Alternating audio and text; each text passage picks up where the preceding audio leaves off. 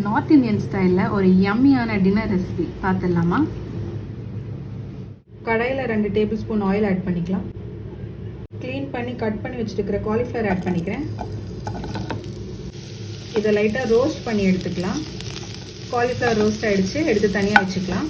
அதே கடாயில் potato add பண்ணி ரோஸ்ட் பண்ணிக்கலாம்.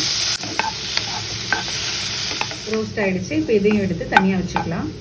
அதே கடாயில் 2 டேபிள் ஸ்பூன் ஆயில் ஆட் பண்ணிக்கிறேன். 1 டீஸ்பூன் ஜீரா, 2 பெரிய க்ரீன் சில்லி, கொரன்னு அரைச்ச ஒரு பெரிய வெங்காயம், பச்சை வாசனை போகிற வரைக்கும் வதக்கிக்கோங்க. வெங்காயம் வதங்கிடுச்சு, கூடவே 1 டேபிள் ஸ்பூன் இஞ்சி பூண்டு பேஸ்ட் ஆட் பண்ணிக்கலாம். அரைச்சி வச்சுருக்கிற ஒரு பெரிய தக்காளி, ரெண்டுத்தையும் சேர்த்து நல்லா வதக்கிக்கோங்க. லைட்டாக வதங்கிடுச்சு, கூடவே 1 tablespoon chilli powder, 1 tablespoon coriander powder, 1 tablespoon garam masala, 1/4 tablespoon turmeric powder. இது எல்லாத்தையும் சேர்த்து நல்லா மிக்ஸ் பண்ணிக்கோங்க. கூடவே 1 டேபிள் ஸ்பூன் உப்பு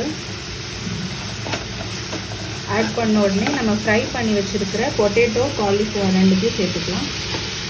நல்லா மிக்ஸ் பண்ணி விட்டுக்கோங்க. மசாலா கூட நல்லா மிக்ஸ் ஆகிடுச்சு. 1 கப் தண்ணி ஆட் பண்ணிக்கிறேன். அவ்வளோதான், நல்லா மிக்ஸ் பண்ணிக்கலாம். எல்லாம் நல்லா மிக்ஸ் ஆகிருக்கு. லிட் போட்டு ஒரு 2 மினிட்ஸ் மீடியம் ஃப்ளேமில் குக் பண்ணி எடுத்துக்கலாம். தண்ணியெல்லாம் ட்ரை ஆகி நல்லா குக் ஆகிருக்கு. ஃபைனலாக சாப் பண்ண கொரியாண்டர் கொஞ்சம் ஆட் பண்ணிக்கோங்க. சூப்பராக நார்த் இந்தியன் ஸ்டைலில் ஆலு கோபி ரெடி. வாங்க சர்வ் பண்ணிடலாம்.